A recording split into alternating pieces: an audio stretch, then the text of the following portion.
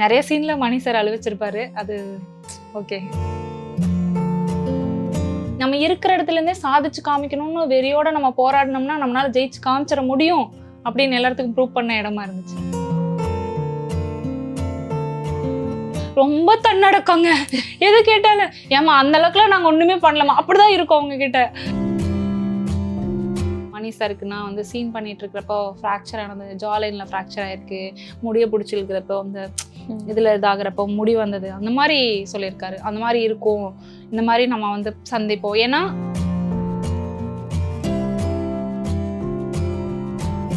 So நீங்க என்ன மாதிரி ப்ரிப்பரேஷன்ஸ் எடுத்தீங்க? ஏன்னா கொஞ்சம் இன்னும் நல்லா வெயிட் சாப்பிட்டு வெயிட் போட்டேன், அவ்வளோதான். போக போக ஒரு விஷயம் புரிஞ்சிச்சு. மேக்கப் இல்லாம நான் என்ன அப்படியே வந்து இது வெளி உலகத்துக்கு காமிக்கிறப்ப அவங்க அதை அக்செப்ட் பண்ணிக்கிறப்ப எனக்கு ஒரு கான்ஃபிடன்ஸ் வந்துச்சு.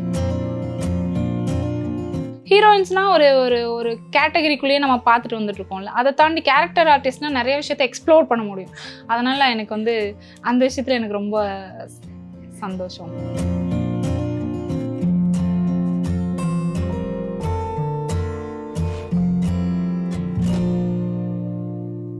தமிழா நேயர்களுக்கு வணக்கம். இப்போ என் கூட டிஸ்கஷனுக்கு நிவேதிதா மேம் இருக்காங்க. குடும்பஸ்தனோட ஒரு பெரிய ஹிட்டுக்கு அப்புறம் நம்ம கூட அந்த படத்தோட கதை ஷேர் பண்ணதான் அவங்க வந்திருக்காங்க. வணக்கம் மேம். வணக்கம். எப்படி இருக்கீங்க? நல்லா இருக்கேன். நீங்க எப்படி இருக்கீங்க? சூப்பரா இருக்கேன். ஃபர்ஸ்ட் குடும்பஸ்தனோட ஹிட் பத்தி தான் ஸ்டார்ட் பண்ணியே ஆகணும்.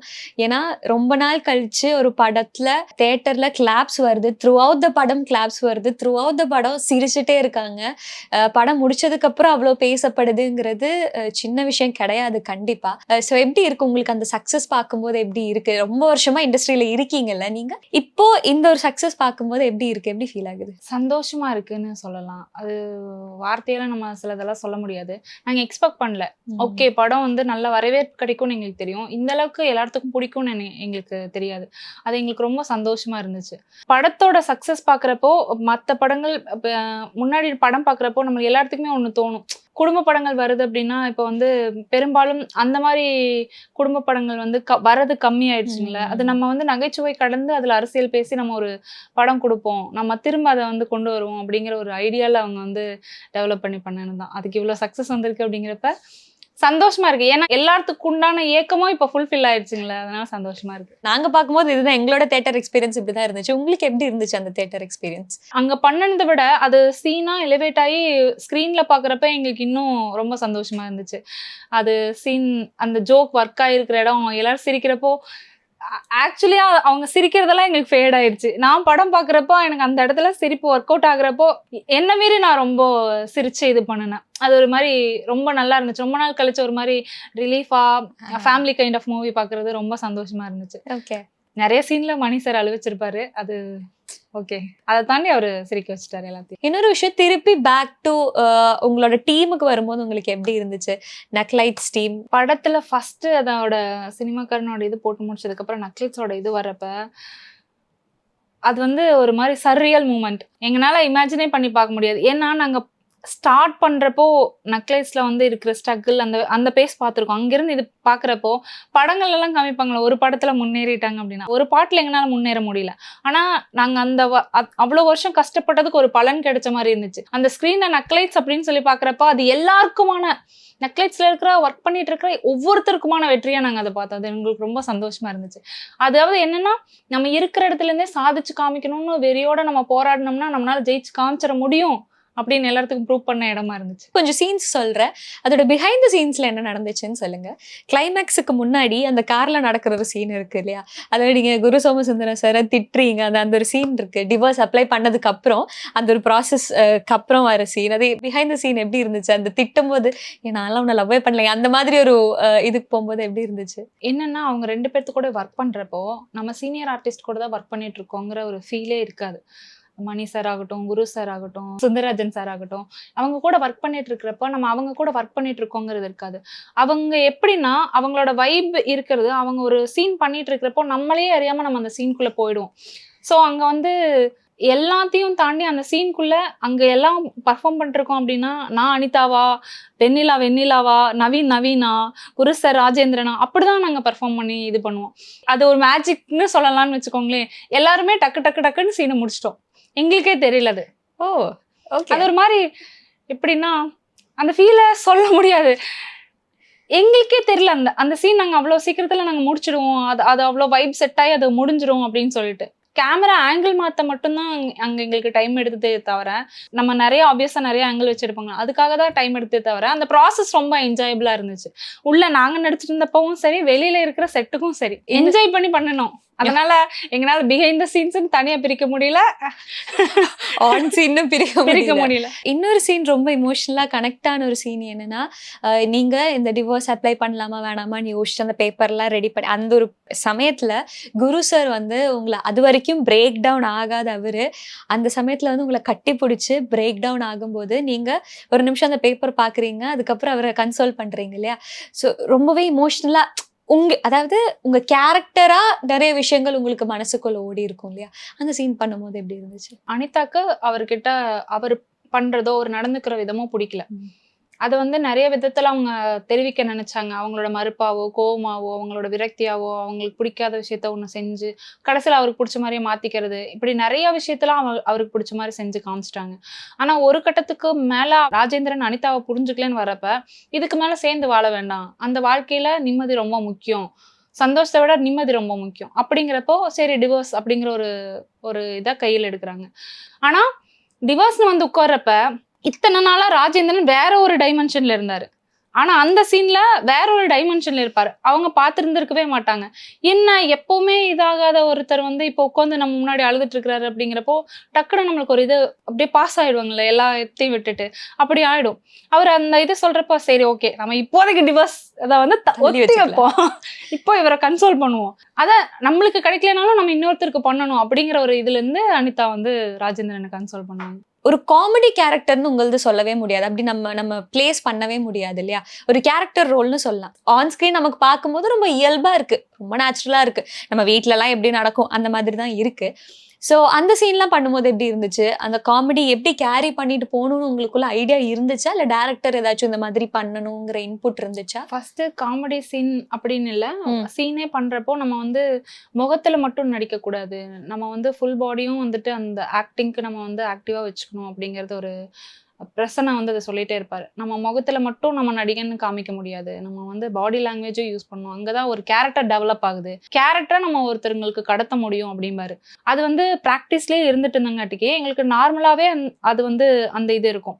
இன்னொன்னு காமெடி சீன் வர்றப்ப அந்த சீனை நாங்க படிக்கிறப்பவும் சரி, அதை செயல்படுத்துறப்பவும் சரி, எங்களுக்கு வந்து நாங்க என்ஜாய் பண்ணி பண்ணினதுனால நாங்க காமெடி சீன் அதுக்கு பெருசா மெனக்கெடலோ பிராக்டிஸோ இதெல்லாம் பண்ணாம அப்படியே நம்ம ஃப்ரெண்ட்ஸ்குள்ள பேசிட்டு இருக்கிறப்ப கமெண்ட் பாஸ் பண்ணுவாங்களா, அந்த மாதிரிதான் அது ஒர்க் ஆச்சு. இப்படிதான் ஏதாச்சும் வரும்னு தெரியும். உங்களுக்கு அந்த மாதிரி ஃபன்னா இருந்த ஒரு சீன் பிடிச்சதுன்னா என்னவா இருக்கும்? எனக்கு ரொம்ப பிடிச்ச சீன்னா, நான் வந்து சாப்பிட்டு இருப்பேன், அப்போ வந்திருப்பேன், நான் சாப்பிட்டு இருப்பேன், மணி சார் வந்து சொல்லுவார். ஆக்சுவலி அந்த சீன் அப்போ வந்து 6 o'clock பேக்கப் முடிஞ்சு நாங்கள் வீட்டுக்கு போயாச்சு. போனதுக்கப்புறம் திரும்ப நைட் ஷூட் இருக்கு, ஒரு சீன் மட்டும் எடுக்கணும் வாங்க அப்படின்னு சொல்லி திரும்ப கூப்பிட்டுருந்தாங்க. நான் என்ன பண்ணிட்டேன்னா, நான் வீட்டுக்கு போனதுக்கப்புறம் நம்ம இதுக்கப்புறம் சாப்பிட்டு தூங்கிடுவோம்னு நான் வந்து ஏர்லியராகவே டின்னர் முடிச்சிட்டேன். எனக்கு சாப்பிட்ற சீன் தான் தெரியாது. அங்க போனதும் பிளேட் எடுத்து கையில கொடுக்குறாங்க, பிராங்க் பண்றாங்கன்னு ஃபர்ஸ்ட் நினைச்சிட்டேன். இல்ல சாப்பிட்ற சீன் தான் அப்படின்ட்டாங்க. நான் சாப்பிட ஆரம்பிச்சேன். அதாவது சாப்பிடாம இருந்ததுனால அவங்க நிறைய சாப்பிடுறாங்க அப்படின்னு காமிக்கிறதுக்காக 2 கண்ணத்துலயும் அந்த இது வர மாதிரி வச்சுக்கணும் அப்படின்னு சொல்லி சொன்னாங்க. அப்படிதான் வைக்கிறதுக்காக சாப்பாடு இது பண்ணது. சாம்பார் வந்து ரங்கண்ணன்னு ஒரு அண்ணா இருக்காங்க, அவங்க தான் சமைச்சு அந்த அன்னைக்கு அது அனுப்பியிருக்காங்க. நல்லா இருந்துச்சு. நான் வந்து ஒரு நிஜமாலுமே ஃபுட்டி நானு.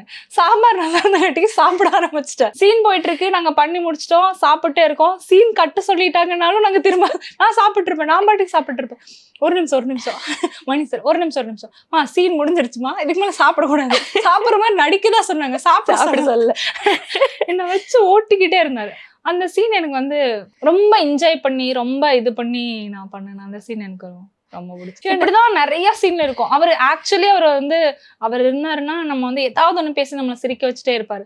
அது அவருக்கு காரணமே தேவைப்படாது, நம்மளே எடுத்து கொடுத்த மாதிரி ஏதாவது ஒண்ணு பண்ணிடுவோம். அது அப்படிதான் நிறைய சீன் எனக்கு அந்த ரொம்ப பிடிச்ச சீன். மணிகண்டன் சாரா இருந்தாலும் குரு சாரா இருந்தாலும் செட்ல கண்டிப்பா கலாய்ச்சிருப்பாங்க. அவங்க நோட் பண்ணி உங்களை கலாய்க்கிற விஷயம்னா ஏதாச்சும் இருக்கா? அதான் அந்த சாப்பிட்ற சீன்ல அவர் என்ன கலாய்ப்பாரு.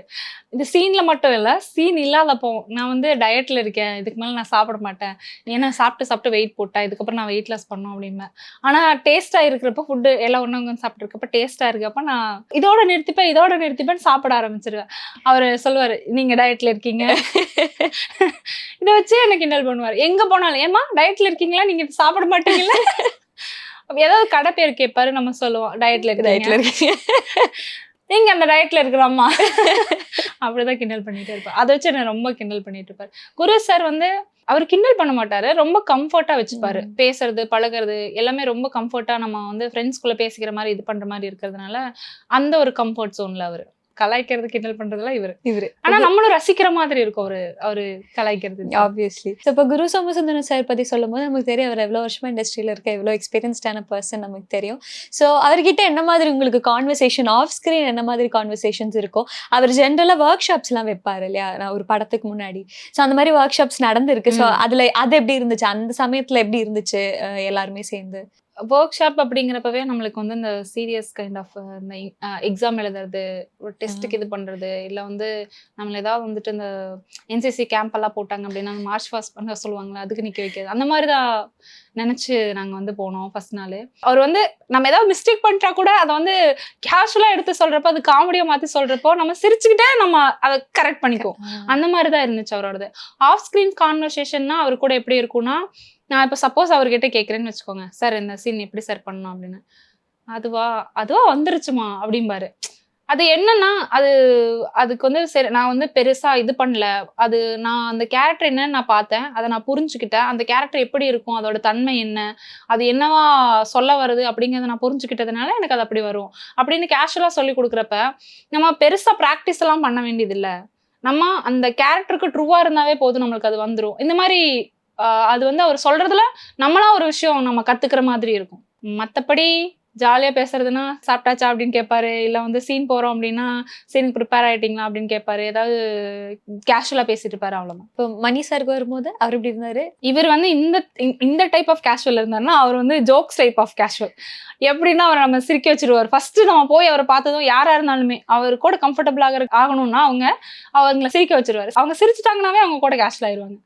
அப்படிதான் நான் இருந்த சீன் மட்டும் இல்ல, சின்னதா ஒரு சீனுக்கு இல்ல வந்துட்டு போயிருப்பாங்க, இல்ல புதுசா ஏதாவது ஆர்டிஸ்ட் வந்து பதட்டமா இருப்பாங்க, அவங்க எல்லாத்துக்குமே அவர் அது ஒரு நல்ல ஒரு குவாலிட்டி. நம்மளுக்கு ஆப்போசிட்ல இருக்கிறவங்க நம்மள நினைச்சு இல்ல வந்து அந்த சீன்னால ஏதாவது பதட்டமா இருக்காங்க அப்படின்னா அவங்கள நம்ம சிரிக்க வச்சு அவங்களோட டென்ஷனை குறைச்சிட்டோம் அப்படின்னா அவங்கள அறியாமே அவங்க ஒரு பெஸ்ட்டை கொடுப்பாங்க. அது அவருக்கு நல்லா தெரிஞ்சிருக்கிறதுனால அவங்கள வந்து கேஷுவல் ஆக்கிடுவாரு, சிரிக்க வச்சிருவாரு. அப்போ ஆட்டோமேட்டிக்கா அங்க ஒரு மேஜிக் வந்துடும். இவங்க கிட்ட எல்லாம் நீங்களா போய் கேட்கிற விஷயம்னா ஏதாச்சும் இருக்கா? லைக் இன்டெலெக்சுவலா சினிமா பத்தியா இருக்கலாம், எதை பத்தியா வேணா இருக்கலாம், அந்த மாதிரி ஒரு கான்வர்சேஷன் யாருக்கு இப்போ மணி சார் கூட இல்லைன்னா குரு சார் கூட இருந்திருக்கா? இல்லைன்னா இப்போ மணி சார் கிட்ட எல்லாருமே போய் கேட்கறது மிமிக்ரி பண்ணி காமிப்பீங்களா, இந்த ஆக்டரை பண்ணி காமிப்பீங்களா, அந்த மாதிரி ஏதாச்சும் நடந்திருக்கா? அப்படி எதுவும் நடந்ததில்லை எனக்கு. நான் இவங்க கிட்ட நான் ஏதாவது போய் நீங்க அந்த இதுல எப்படி பண்ணீங்க, இந்த இது எப்படி பண்ணீங்க அப்படின்னா அவங்க அந்த ஸ்பாட்ல நடந்தது, பிஹைண்ட் த சீன்ஸ் அந்த மாதிரி ஏதாவது சொல்லுவாங்க. மற்றபடி அவங்க 2 பேர்த்துக்கிட்டையுமே இருக்கிறது ரொம்ப தன்னடக்கங்க. எது கேட்டாலும் ஏமா அந்த அளவுக்குலாம் நாங்கள் ஒண்ணுமே பண்ணலாமா, அப்படிதான் இருக்கும் அவங்க கிட்ட. எப்படி இருக்குன்னா நம்ம இப்போ போய் கேட்டது சரியா தப்பா அப்படின்னு நம்மளே யோசிக்க வச்சிருவாங்க. ரொம்ப கேஷுவலா தான் அதுக்கு ஆன்சர் பண்ணுவாங்க. நீங்க இந்த சீன் பண்ணீங்களா, இது எப்படி இருந்துச்சு அப்படின்னா அவங்க அவ்வளோ கேஷுவலா இல்ல, அது நாங்க பண்ணணும், அது வந்துருச்சு, அது அவ்வளவுதான் அப்படிங்கிற மாதிரி தான் இருக்கும். சில இது மட்டும் சொல்லியிருக்காரு, அவருக்கு ஃப்ராக்சர் ஆனது. இப்போ மணி சாருக்குன்னா வந்து சீன் பண்ணிட்டு இருக்கிறப்போ ஃப்ராக்சர் ஆனது, ஜாலைன்ல ஃப்ராக்சர் ஆயிருக்கு, முடிய பிடிச்சிருக்கிறப்போ அந்த இதுல இதாகிறப்போ முடி வந்தது, அந்த மாதிரி சொல்லியிருக்காரு. அந்த மாதிரி இருக்கும், இந்த மாதிரி நம்ம வந்து சந்திப்போம். ஏன்னா ஆப்போசிட்ல பிளே பண்றவங்களுக்கு நிஜமா அடிக்கிறது எப்படி அடிக்கணும், இல்ல வந்து ஃபேக்கா அடிக்கணும் எப்படி அடிக்கணும்னு அவங்களுக்கு தெரியாது. ஸோ நம்ம அவங்களையும் நம்ம அங்கே அந்த இடத்துல குறை சொல்ல முடியாது. அந்த மாதிரி விஷயத்தெல்லாம் எப்படி ஹேண்டில் பண்ணாரு அப்படின்னு அவர் சொல்லி தருவார். நீங்க இது வரைக்கும் பண்ண கேரக்டர்ஸ் நம்ம பார்க்கும்போது மேக்கப் இல்லை, ரொம்ப இயல்பா நேச்சுரலா கேர்ள் நெக்ஸ்ட் டோருங்கிற மாதிரி ரோல்ஸ் தான். ஸோ ஜென்ரலா ஒரு படத்துல அக்கா கேரக்டர்னு வரும்போது எந்த அளவுக்கு இம்பார்ட்டன்ஸ் வரும் நமக்கு தெரியாது. பட் இம்பாக்ட் கிரியேட் பண்றதுங்கிறது டிஃப்ரெண்டான விஷயம் இல்லையா? ஸோ உங்ககிட்ட கதை எக்ஸ்பிளைன் பண்ணும்போது உங்களுக்கு அது எப்படி இருந்துச்சு? நக்லைட்ஸ்ல பண்ணனதுனாலயா இல்ல நக்லைட்ஸ் டீமே வந்து மூவி பண்றதுனாலயான்னு எனக்கு தெரியல. ஸ்டார்டிங்ல இருந்தே ஒரு இது இருக்கும். நம்ம ஒரு கேரக்டர் படிக்கிறப்போ விஷுவலா நம்ம ஒண்ணு பார்ப்போம். அதாவது நம்மள பொருத்தி பார்க்காம விஷுவலா அந்த கேரக்டர் ஒண்ணு நம்ம பார்ப்போம். அது வந்து நிறைய நேரத்துல நம்மளுக்கு கை கொடுக்கும்.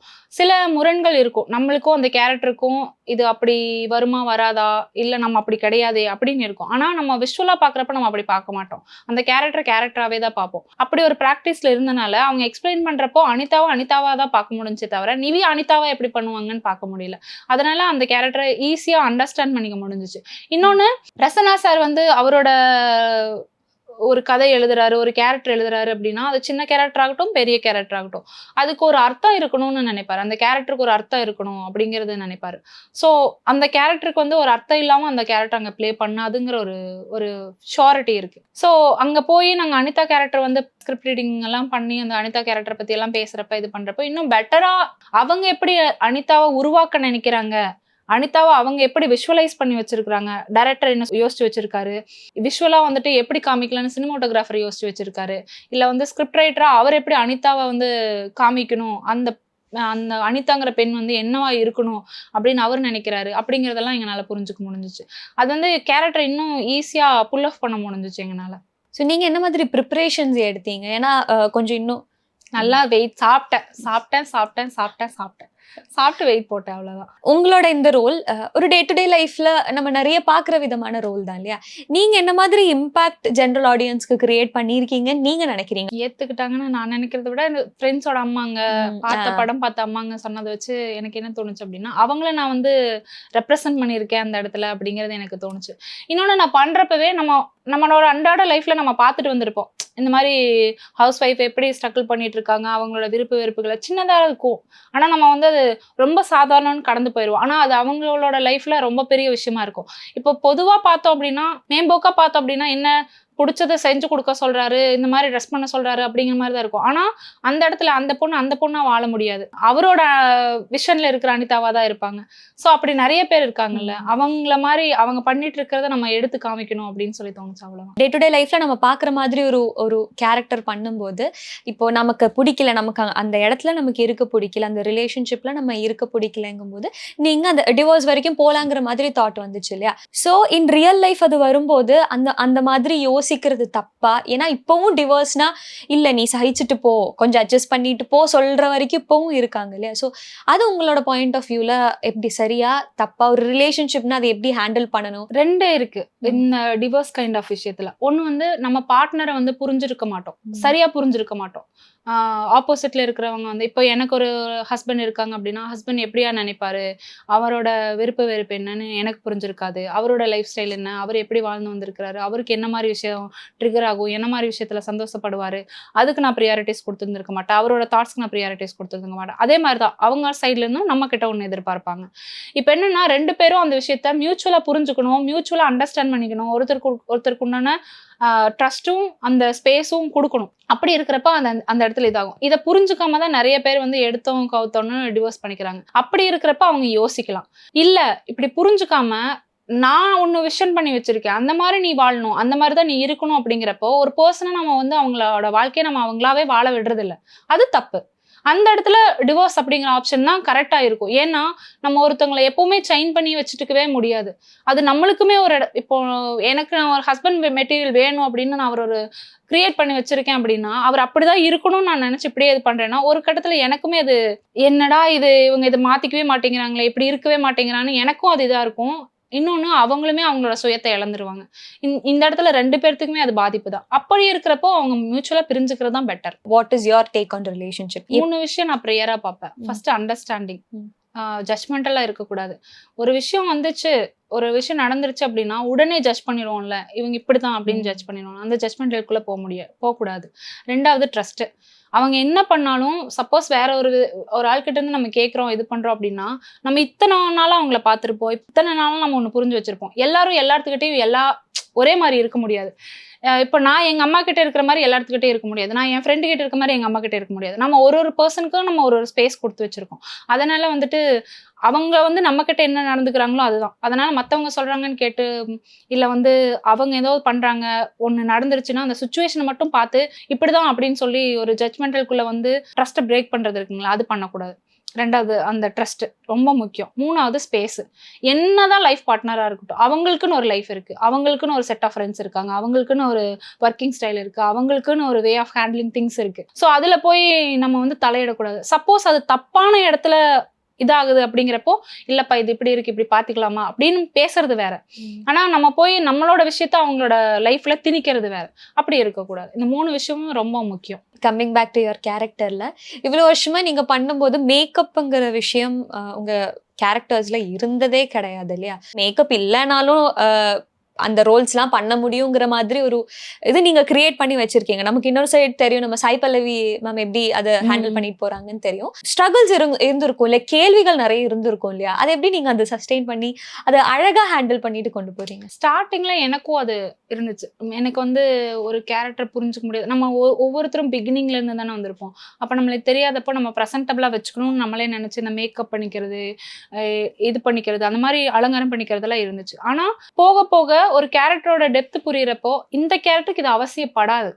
அப்படி இருக்கிறப்போ நார்மல் டெய்லி லைஃப்ல நம்ம பார்த்துட்டு இருக்கிறவங்க எப்போ பார்த்தாலும் ஃபுல் மேக்கப்லேயே இருப்பாங்க, எப்போ பார்த்தாலும் தன்னோட லுக்ல கான்ஷியஸா இருப்பாங்கன்னு இல்லை. நம்ம ரிலேட் ஆகணும்னா நம்ம அவங்கள மாதிரி தான் இருக்கணும், அவங்கள தான் ரெப்ரசென்ட் பண்ணி ஆகணும், அந்த கேரக்டர் நம்ம ஒரு ஜஸ்டிஃபை பண்ணி ஆகணும். அப்படி இருக்கிறப்போ அதுக்கு தேவைப்படலை அப்படின்னா நம்ம பண்ண வேண்டியது இல்லை. அதுக்கு வந்து மேக்கப்பே பண்ணாம இருக்கணும் அப்படிங்கிறதும் அவசியம் இல்லை. அந்த கேரக்டருக்கு தேவைப்படுதுன்னா அந்த கேரக்டருக்கு மேக்கப் பண்ணிக்கலாம். ஏன்னா அந்த கேரக்டர் நான் இப்போ வந்து ஒரு ஏர் ஹோஸ்டஸோட இது பண்றேன் அப்படின்னா அதுக்கு நான் ஃபுல் மேக்கப்ல தான் இருந்தேன். அது ஒரு அந்த கேரக்டர் அப்பதான் அதை ஜஸ்டிஃபை பண்ண முடியும். ஆனா நான் வந்து போய் தோட்டத்துல வேலை செஞ்சுட்டு இருக்கேன், ஒரு தோட்ட வேலை செய்யற பொண்ணு அப்படின்னா நான் அங்க போய் லிப்ஸ்டிக் போட்டோ இல்ல வந்து ஃபுல் மேக்கப்லயோ நிக்க முடியாது. 2 கேரக்டரோட இதையும் நான் புரிஞ்சுக்கணும். மேக்கப் இல்லாம நடிக்கிறது அப்படிங்கிறப்போ போக போக ஒரு விஷயம் புரிஞ்சிச்சு. மேக்கப் இல்லாம நான் என்ன அப்படியே வந்து இது வெளி உலகத்துக்கு காமிக்கிறப்ப அவங்க அதை அக்செப்ட் பண்ணிக்கிறப்ப எனக்கு ஒரு கான்ஃபிடன்ஸ் வந்துச்சு. மேக்கப்போட இருக்கிற முகத்தை அவங்க அக்செப்ட் பண்ணிக்கிறது இல்லை, அது இல்லாம ஒரு முகம் இருக்குல்ல, அதையும் மக்கள் வந்து அவங்க கிட்ட டேலண்ட் இருந்துச்சுன்னா அக்செப்ட் பண்ணிப்பாங்க அப்படிங்கிறது எனக்கு தெரிஞ்சிச்சு.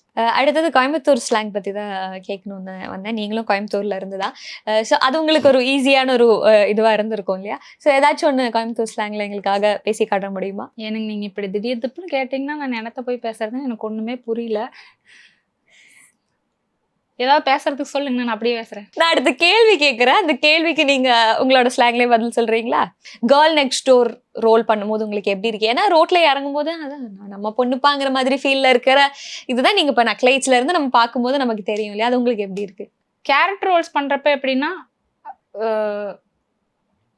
என்னால என்னவா வேணாலும் பண்ண முடியும், நிறைய கேரக்டர்ஸ் எக்ஸ்ப்ளோர் பண்ண முடியும், இன்னும் இன்டெப்தா அந்த ஒரு ஒரு கேரக்டர் நம்ம வந்து வாழ்ந்து காமிக்க முடியும் மக்களுக்கு. அதுக்காக ஹீரோயின்ஸ் பண்ணலையா அப்படிங்கிறது அர்த்தம் கிடையாது. ஆனா ஹீரோயின்ஸ்னா ஒரு ஒரு ஒரு கேட்டகரிக்குள்ளேயே நம்ம பார்த்துட்டு வந்துட்டு இருக்கோம்ல, அதை தாண்டி கேரக்டர் ஆர்டிஸ்ட்னா நிறைய விஷயத்த எக்ஸ்ப்ளோர் பண்ண முடியும். அதனால எனக்கு வந்து அந்த விஷயத்துல எனக்கு ரொம்ப சந்தோஷம். அந்த ஸ்லாங் அப்படியே இக்னோர் பண்ணிட்டீங்க. நான் முன்னாடியே பேசிட்டீங்கல்ல, திரும்ப திரும்ப கேட்டீங்கன்னா நான் எப்படி பேசுறது? அடுத்தது அந்த படத்துல இன்னொரு விஷயம் இன்ட்ரெஸ்டிங்கா இருக்கு, சிகப்பு தொப்பி. அவரு கோவம் வரும்போதெல்லாம் மணி சார் உட்காந்து சிகப்பு தொப்பின்னு கத்திட்டு இருப்பாரு இல்லையா? ஸோ உங்க லைஃப்ல அந்த மாதிரி ஒரு பர்சன் இருக்காங்களா, சிகப்பு தொப்பின்னு உங்க வாழ்க்கையில யாரா இருக்கும்? என் ஃப்ரெண்டு பிரியா. அவங்க வந்து மாஸ்டர் டைம்ல இருந்து என்னோட ஃப்ரெண்டா இருக்காங்க. அப்போ நாங்க வந்து அவ்வளவா பேசிக்கிட்டது கிடையாது. நான் கொஞ்சம் எப்படின்னா ரொம்ப இன்ட்ரோவர்ட் டைப் மாதிரி. நான் போனேன்னா நான் வந்து செட்ல ஒரு ஓரமா ஒரு இடம் கொடுத்தாங்களா உட்காந்தனா எந்திரிச்சு வந்தனா அப்படிதான் இருப்பேன். மாமன்னன்ல நாங்க திரும்ப ஒர்க் பண்ற மாதிரி இருந்துச்சு. அப்பதான் நாங்க திரும்ப ஃப்ரெண்ட்ஸ் ஆனோம். அவங்க வந்து ஒரு லேடி வேஷத்துல இருக்கிற மணிகண்டன்னு வச்சுக்கலாமா. அவங்க ஏதாவது இது பண்ணிட்டாங்க அப்படின்னா ஃப்ரஸ்ட்ரேட் ஆயிட்டாங்கன்னா அப்படிதான் இது பண்ணுவாங்க. இல்ல வந்து சந்தோஷமா இருந்தாங்கனாலும் அது திரும்ப திரும்ப அதை அது வந்து அந்த மொமெண்ட் வந்து எப்படி இருக்கும்னா அதை நம்ம எக்ஸ்பிளைன் பண்ண முடியாது. அதை நம்ம நேர்ல அவங்க பண்றப்ப பார்த்தா நம்மளால அதை புரிஞ்சுக்க முடியும். அந்த கேரக்டர் ரியல் லைஃப்ல நான் பார்த்திருக்கேன் அப்படின்னா பிரியா தான். இப்போ உங்க கரியர் உங்களுக்கு எப்படி எடுத்துட்டு போகணும்னு நீங்க மைண்ட்ல வச்சிருக்கீங்க? இப்போ நீங்க கரியர் ஆரம்பிக்கும் போது உங்களுக்கு ஒரு மைண்ட் செட் இருந்திருக்கும், ஓகே இண்டஸ்ட்ரி இப்படிதான், நம்ம நிறைய இன்னும் கத்துக்கிறதுக்கு இருக்கு, நிறைய எக்ஸ்ப்ளோர் பண்ண வேண்டியது இருக்கு, இவ்வளவு வருஷம் டிராவல் ஆனதுக்கு அப்புறம் இப்போ இப்படி ஒரு ஆடியன்ஸ் நம்மளை அக்செப்ட் பண்ணிட்டாங்கும் போது இனிமே உங்க கரியர் எப்படி என்ன மாதிரியான பாதையில போகணும், எங்க போய் நிக்கணுங்கிற ஒரு ஆசையில இருக்கு? பேசிக்கா நம்ம வந்து இண்டஸ்ட்ரியை பத்தி தெரியாம வரப்போ எல்லாத்துக்கும் இருக்கிற மாதிரி நம்ம படம் பண்ணிடணும், அது வந்து சக்சஸ் ஆயிடணும், நம்ம பேர் நல்லா வெளியில தெரியணும் அப்படிங்கிற மாதிரி ஒரு இதுதான் இருக்கும். ஆப்வியஸா இந்த மாதிரி பிரசன்னா சாரு, ராஜேஸ்வர் காளிசாமி இவங்க மாதிரி ஆளு கூட சேர்றப்போ நம்மளும் அந்த மாதிரி சினிபாலிக் அவங்க மாதிரி ஆயிடும். நம்ம சினிமா பைத்தியங்களாயிடும். அவங்கள மாதிரி அவங்க கூட பேசி பழக ஆரம்பிச்சு இது பண்ண ஆரம்பிச்ச காலத்துல இருந்து அப்புறம் நிறைய இப்போ நக்லைட்ஸ்குள்ளேயே வந்துட்டு டைரக்டர்ஸ் எல்லாம் இருக்காங்க அப்படின்னா அவங்க கிட்ட நீங்க போய் பேசுனீங்க நார்மல் கான்வர்சேஷன், நீ அந்த படம் பார்த்தியா, அந்த அந்த ஆக்டர் எப்படி பண்ணாங்கன்னு பார்த்தியா, அந்த மியூசிக் எப்படி போட்டிருந்தாங்கன்னு பார்த்தியா, இப்படிதான் கான்வர்சேஷனா இருக்கும்.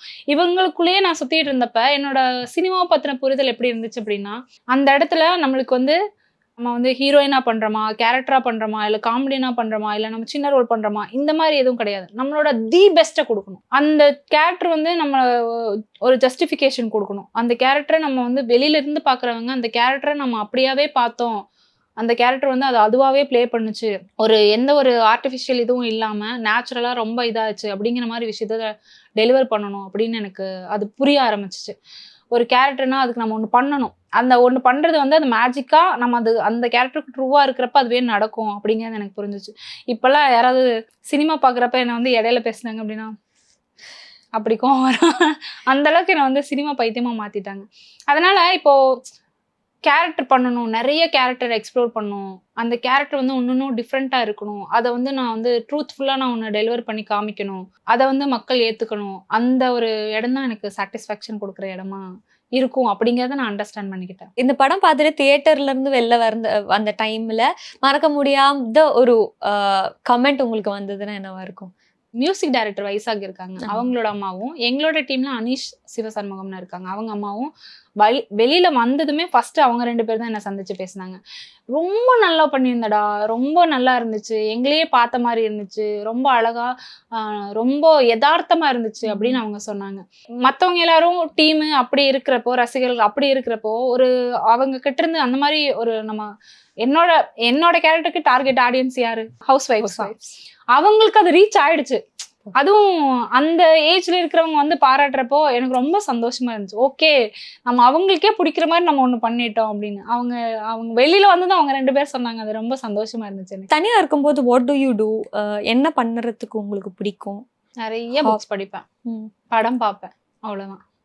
இந்த பாட்டு கேட்கறது. அப்போ கொஞ்சம் ஹெல்த் கான்சியஸா இருப்பேன். எல்லா விஷயத்துலயும் கொஞ்சம் பார்த்து செய்யும். எப்படி இருக்கும்னா என்னோட காலையில எந்திரிச்சோன்னா அந்த நாள்ல நம்ம என்ன செய்யணுங்கிற ஸ்கெட்யூல்ல ஸ்டார்ட் ஆகி தூங்க போறப்ப வந்துட்டு அடுத்த நாளுக்கு நம்ம என்னென்ன படங்கள் பார்க்கணும், புக்ஸ் படிக்கணும், இல்ல நம்ம இந்த நாள்ல பார்த்த புக்ஸ்ல இருந்து நான் எனக்கு பிடிச்ச விஷயம் ஏதாவது ரீக்ரியேட் பண்ணி பார்ப்பேன், இல்ல படத்துல ஏதாவது கேரக்டர் பார்த்துருந்தேன்னா அதை நானா இருந்தேன்னா எப்படி ப்ளே பண்ணி இருந்திருப்பேன் அப்படின்னு சொல்லி இமிட்டேட் பண்ணாம அதை பண்ணி பார்க்கணும்னு ஆசைப்படுவேன். அந்த மாதிரி பண்ணுவேன். அந்த மாதிரி ஏதாச்சும் எந்த படம் பார்த்து அந்த மாதிரி யோசிச்சிருக்கீங்க? புக்ஸ் படிச்சுட்டு இருக்கிறப்போ ஒரு ஒரு கேரக்டர் மட்டும் என்ன ரொம்ப பாதிச்சிச்சு. அந்த பொண்ணு வந்து அவங்க அம்மா இறந்துருவாங்க. அந்த பொண்ணு பிறக்கிறப்ப அது ஒரு ஸ்டோரி. அவங்க இறந்துருவாங்க. அவங்க அப்பா வந்து அவங்க அம்மா இறந்ததுனால அவங்க ஒய்ஃப் மேல ரொம்ப காதலா இருப்பாங்க. இறந்ததுனால அந்த பொண்ணு கூடயும் அவ்வளோ அட்டாச்மெண்ட்டாக இருக்க மாட்டாங்க. அவர் ரொம்ப அந்த ஒய்ஃப் மேலேயே ஞாபகத்துல குழந்தைய கவனிக்க மறந்துடுவாங்க. இப்படி ஒரு சுச்சுவேஷன்ல இந்த பொண்ணு வந்து அவங்களோட சித்தப்பாவோட சித்தியோட கண்காணிப்புல இருக்கிறப்போ ரொம்ப அம்மாவே கொண்டுட்டா அப்படிங்கிற ஒரு இதுல வளர்த்திட்டு வருவாங்க. ஒரு இடத்துல ஸ்டோரி எப்படி ரிவீல் ஆகும் அப்படின்னா, அவங்களுக்கு அதாவது அவங்க சித்திக்கு வந்துட்டு அவங்களோட கப்பல் அந்த லவ்வோட அந்த இதோட இருக்காங்கல்ல, அவங்களுக்கு ப்ரியாரிட்டி கிடைக்கிறத பெரிய மருமகளுக்கு ப்ரியாரிட்டி கிடைக்கிறத பார்த்து இது பண்றதை பார்த்து அங்க சூஸ் பண்ற ஆப்ஷன் வர்றப்ப யாரும் இல்லாதப்போ இல்ல நீங்க குழந்தைய மட்டும் காப்பாத்தி கொடுங்கன்னு அங்க சூஸ் பண்ணியிருந்திருப்பாங்க. அந்த வீட்டுல அவங்க தான் அத்தாரிட்டியா இருக்கணும் அப்படின்னு நினைச்சு அந்த விஷயம் வந்து எதர்ச்சியா வந்து அவங்க ஹாஸ்பிட்டல் போறப்ப அவங்களுக்கு தெரிய வரும். அந்த பொண்ணு வீட்டுக்கு வந்ததுக்கு அப்புறம் இவ்வளோ நாள் வந்து அமைதியா வந்து டிராவல் பண்ணிட்டு இருந்த எல்லாத்தையும் என்டியூர் பண்ணிட்டு இருந்த பொண்ணு அந்த இடத்துல வந்து பிரேக் ஆகி எல்லாத்தையும் அந்த பொண்ணோட வீட்டுல இருக்கிற எல்லார்த்த பார்த்து அந்த பொண்ணு கேள்வி கேட்கும். அவங்களோட பாட்டிய, அப்பாவை, சித்திய, சித்தப்பாவை, அவங்களோட பசங்களன்னு எல்லாத்தையுமே கேள்வி கேட்கும். ஏன் இதை பண்ணீங்க அப்படின்னு. ஏன்னா ஒருத்தரும் அவங்களுக்கு தெரியாமையே அவங்களுக்கு நியாயமாப்பட்ட விஷயம் இன்னொருத்தருக்கு தப்பா பட்டு இருந்திருக்கும். அந்த விஷயம் அந்த பொண்ணு எந்த அளவுக்கு பாதிச்சிருக்கு அப்படிங்கறத வந்து அந்த பொண்ணு சொல்லும். எனக்கு படிக்கிறப்பவே அது ரொம்ப இதா இருந்துச்சு. அது பண்ணி பார்க்கணும்னு ஆசைப்பட்டு நான் சாட்டிஸ்ஃபைங்கா பண்ணது ஒண்ணுதான். இந்த மூட் ஸ்விங்ஸ் எப்படி ஹேண்டில் பண்ணுவீங்க? உங்களுக்கு இருக்குமா மூட் ஸ்விங்ஸ் இருக்குமா? இருந்தா எப்படி என்ன மாதிரி இருப்பீங்க? மூட் ஸ்விங்ஸ் வெளியில இருக்கு அப்படின்னா நான் வந்து சைலண்ட் ஆயிடுவேன். ஓகே, நம்மளுக்கு ஒரு மாதிரி இரிட்டேட் ஆகுது, இல்லை வந்து நம்ம திடீர்னு ஹைப்பர் ஆகுறோம், திடீர்னு வந்து நம்ம லோவாக ஃபீல் பண்ணுறோம், இல்லை திடீர்னு காரணமே நம்ம சந்தோஷமாயிடுவோம், அந்த மாதிரியெல்லாம் ஆகுறப்போ நான் சைலண்ட் ஆயிடுவேன். ஏன்னா நம்ம அந்த மாதிரி விஷயத்துல தான் நிறைய தப்பு பண்ணிடுவோம், நம்மளே அறியாம ஏதாவது வாக்கு கொடுக்கறது ஏதாவது ஒன்று பண்ணிடுவோம். ஆனால் ஃப்ரெண்ட்ஸ் கிட்ட அதை காமிக்க மாட்டேன். குறிப்பிட்ட ஒரு சில ஃப்ரெண்ட்ஸ் எல்லாம் இருப்பாங்க, அவங்களாம் வச்சு கத்தி விட்டுருவீங்க. கத்துறதாகட்டும், இது சந்தோஷமாயிடுச்சுன்னா நான் என்னை அறியாம கடியெல்லாம் போட்டிருக்கேன் நான். அந்த மாதிரி பண்ணிடுவேன். அந்த மாதிரி இருக்கிறது ஃப்ரெண்ட்ஸ் கிட்ட மட்டும்தான். அது ரொம்ப செலக்டிவான ஃப்ரெண்ட்ஸ் கிட்ட மட்டும்தான். மற்றபடி எல்லாத்துக்கிட்டையும் சைலண்ட் ஆயிடுவேன். ஸோ ஹாப்பி இவ்வளோ நேரம் உங்க கூட நல்ல ஒரு கான்வர்சேஷன் இருந்துச்சு. அண்ட் கங்க்ராச்சுலேஷன்ஸ் அந்த ஹிட் குடும்பஸ்தனோட ஹிட்டுக்கு. தேங்க்யூ. போக போக இன்னும் நிறைய எனக்குமே ரொம்ப சந்தோஷமா இருந்துச்சு. ஏன்னா கொஸ்டின்ஸ் வந்துட்டு நான் வரப்ப யோசிச்சுட்டு வந்துட்டு இருந்தேன். எப்பவும் போல ஒரு ஒரு மேண்டேட்டரி ஒரு இது இருக்கும்ல, உங்களுக்கு வந்து விஜய் பிடிக்குமா, அஜித் பிடிக்குமா, என்ன கலர் பிடிக்கும், நீங்க வந்து ஜேர்னியை எப்படி பாக்குறீங்க, எப்படி வந்தீங்க, இந்த மாதிரி செட் ஆஃப் கொஸ்டின்ஸ் தான் இருக்கும். அது மேண்டேட்டரி நம்ம மைண்ட்ல ஃபிக்ஸ் ஆயிரும். அப்படி இல்லாம எனக்கு வந்து நிறைய விஷயங்கள் நான் என்ன யோசிக்கிறேன் அப்படிங்கறத வந்து ஓப்பனா என்னால ஷேர் பண்ணிக்க முடிஞ்சு. அதுக்கு நான் உங்களுக்கு தான் தேங்க்யூ சொல்லணும். Thank you so much. தேங்க்யூ.